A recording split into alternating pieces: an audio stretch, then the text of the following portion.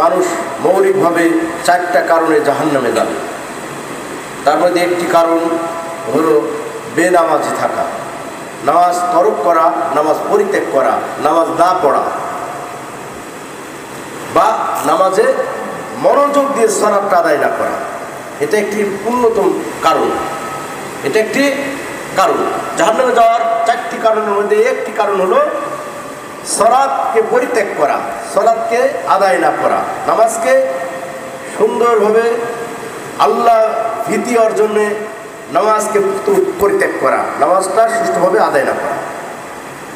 কেউ যদি ইচ্ছাকৃতভাবে সালাত ছেড়ে দেয়, সে ব্যক্তি আর মুমিন থাকে না, ইসলামের গণ্ডি থেকে সে বের হয়ে যায়। তাহলে সালাতটা কত গুরুত্বপূর্ণ একটি বিষয় আমরা আসলে মনে হয় এই কথা দ্বারা, আল্লাহ নবীর একটি হাদিস দ্বারা আমরা প্রতিমান হতে পারবো যে সালাতটা কত গুরুত্বপূর্ণ। যার সালাত নেই তার দিন নেই, যার সালাত নেই তার মধ্যে ধর্ম নেই। ইসলাম ধর্মের বিন্দু মাত্র তার মধ্যে কোনো কিছু বিদ্যমান থাকতে পারে। হ্যাঁ, আপনার আমার অন্য ইবাদতের ক্ষেত্রে যে ত্রুটি বিস্মৃতি হবে তার জন্য শাস্তি ভক্ষণ করতে হবে। এমনও হতে পারে যার নাম খাটিয়ে আল্লাহ পাক দয়া করে বান্দাকে আবারও জান্নাতে দিতে পারেন, সুবহানাল্লাহ। কিন্তু যার আমলের মধ্যে সালাত নাই, তার আমলে, ওই আমলের কারণে, সালাত পরিত্যাগ করার কারণে সে আর জান্নাতে আসার সুযোগ তার নাই।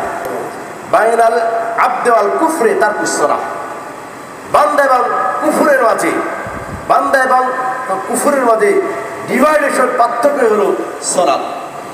যে সালাত আদায় করবে সে ব্যক্তি নিজেকে মুমিন হিসাবে বিবেচনার মধ্যে আনতে পারবে। আল্লাহর নবীর ঘোষণা আছে, যে ব্যক্তি ওযু করে মসজিদে যাবে, ধাপিত হবে, তোমরা তাকে মুসল্লি হিসাবে, মুসলমান হিসাবে তোমরা তাকে গণ্য করতে পারবে, ঘোষণা দিতে পারবে, তাকে মুসলিম বলে সুবহানাল্লাহ। তাহলে একটা হাদিসই প্রতীয়মান হলো, সালাত যদি আপনি আদায় করতে আসেন, সালাত যদি আমরা আদায় করতে পারি, তাহলে আমরা মুসলমানের গণ্ডির মধ্যে থাকতে পারবো ইনশাআল্লাহ। আমাদের অনন্য পাপের কারণে যদি আল্লাহ পাক শাস্তি দেন, ইহকালে পরকালে যদি আল্লাহ পাক শাস্তি দেন, আল্লাহ একদিন দয়া করে ওই নামাজিকে আবার আল্লাহ জান্নাতে দিতে পারেন, বলে সুবহানাল্লাহ। আল্লাহর কি দয়া! সফলতা কারা? সফলতা হলো সালাত আদায়কারীরা। চিরস্থায়ী জান্নাতের ওয়ারিশ কারা হবে? আল্লাহ পাকের জান্নাতের ওয়ারিশ কারা হবে বলেন তো? কয়েকটি গুণ রয়েছে, 7-8টি গুণ রয়েছে। তার মধ্যে প্রথম গুণে গুণান্বিত করেছেন মহান আল্লাহ সালাত আদায়কারীকে। যেমন আল্লাহ পাক সূরাতুল মুমিনুনের 1 নম্বর থেকে 10 নম্বর আয়াতে মুমিনের ক্যারেক্টার সম্পর্কে আলোচনা করেছেন। আল্লাহ পাক এখানে বলছেন, ক্বাদ আফলাহাল মুমিনুন, নিঃসন্দেহে মুমিন বিশ্বাসীরা সফলকাম হয়ে গেছে। আল্লাহ এখানে তাদেরকে ছাড় দিয়েছেন, সফলতা অর্জন করেছে, সফলতা অর্জন করে ফেলেছে, অর্জন করে ফেলেছে। তারা মুমিন হয়ে গেছে, তারা জান্নাতের ওয়ারিশ হয়ে গেছে। কারা? আল্লাহ পাক তাদের গুণ কোয়ালিটি বর্ণনা করেছেন, আল্লাযীনা হুম ফি সালাতিহিম খাশিউন, যারা তাদের সালাত আদায় করার সময় ভয়ভীতি সহকারে, আল্লাহর দয়া সহকারে, ভীতি সহকারে সালাতগুলো যারা আদায় করে। খাশিউন, খুশু শব্দ থেকে খাশিউন শব্দটি এসেছে, ভয়ভীতি সহকারে। তারা আল্লাহকে স্মরণ করবে জাহান্নাম থেকে বাঁচার লক্ষ্যে, আল্লাহর গজব থেকে বাঁচার লক্ষ্যে, আল্লাহর শাস্তি থেকে বাঁচার লক্ষ্যে তারা সালাত আদায় করে তারা কন্দন করবে, কাঁদবে, হে আল্লাহ তুমি আমাকে আমার পাপরাশির জন্য পাকড়াও করো না, আমাকে পরিত্রাণ দাও জাহান্নামের আগুন থেকে, আমার অপরাধের কারণে তুমি আমাকে ইহকাল পরকাল আমাকে আগুনে পোড়ায় না, শাস্তি দান করো না, আমাকে তুমি দয়া করো। খুশু ভয় থাকবে তাদের, আমি অপরাধী, তুমি যদি আমাকে অপরাধ মার্জনা না করো, আর কি আছে আমার অপরাধগুলো মার্জনা করার। এবং আশা রাখবে কিসের? আল্লাহর দয়া। আশা রাখবে কিসের? আল্লাহর জান্নাতের।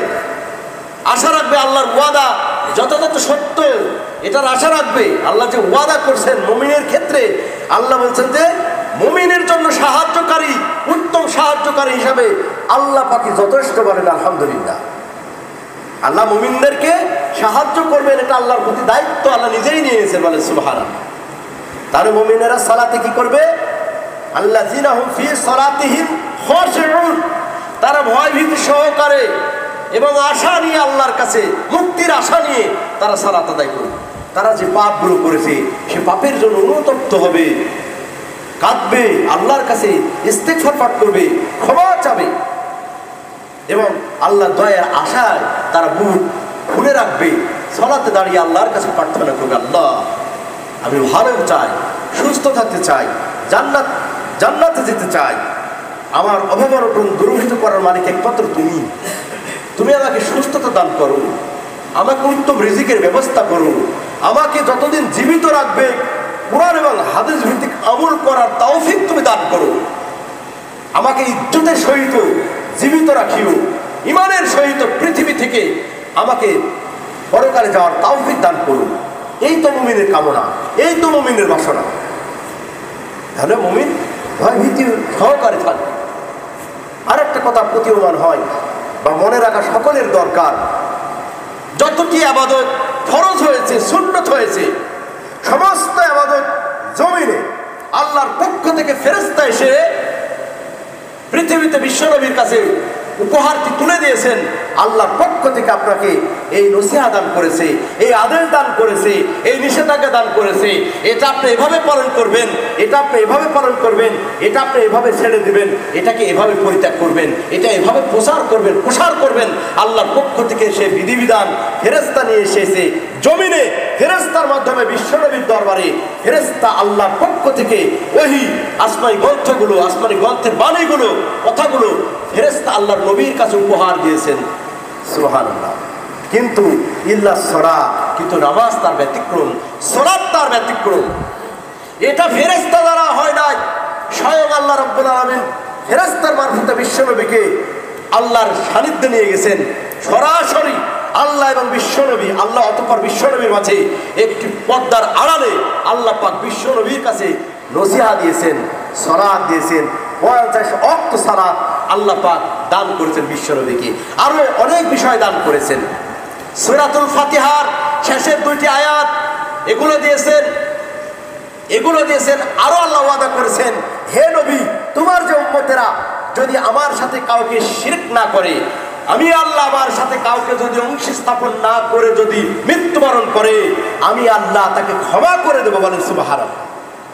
আল্লাহ নবীকে এভাবে অনেক কিছু দিয়েছেন, জান্নাত জাহান্নাম উভয় দেখিয়েছেন। নবী 50 ওয়াক্ত সালাত নিয়ে চলে আসছেন। প্রতিমধ্যে হযরত মুসা কালিমুল্লাহ মুসা আলাইহিস সালামের সাথে দেখা হলো।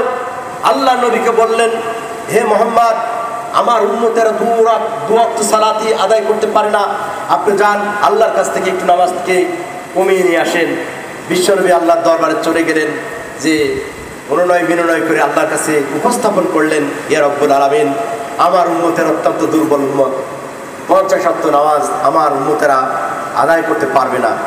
আল্লাহ পাক দয়া করে কমাইতে আল্লাহ পাক 5 ওয়াক্ত ফিক্সড করলেন, নির্ধারণ করে দিলেন।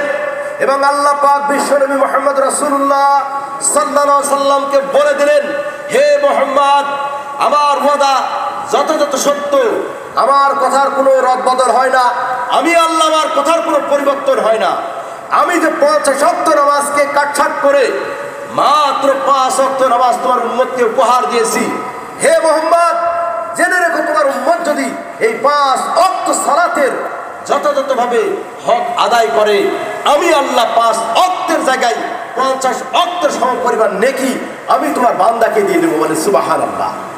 আবারও বলেন সুবহানাল্লাহ। আল্লাহর কত দয়া, আপনি আমি 5 ওয়াক্ত সালাত আদায় করি, কিন্তু মর্যাদার দিক দিয়া, ফজিলতের দিক দিয়া, গুরুত্বের দিক দিয়া, তাৎপর্যের দিক দিয়া আল্লাহ পাক 50 ওয়াক্তের সমপরিমাণ নেকি আপনার আমার আমলনামায় আল্লাহ দান করেন। বলেন সুবহানাল্লাহ।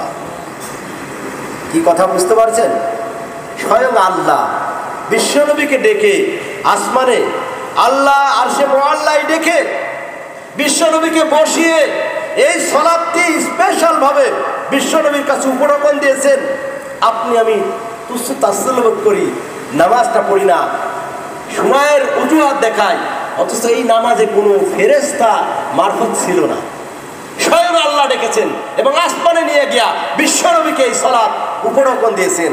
5 ওয়াক্ত সালাত পড়তে পারলে 50 ওয়াক্ত সমপরিমাণ নেকি আল্লাহ দান করেছেন। তাহলে এই নামাজের গুরুত্ব আছে না নাই বলেন?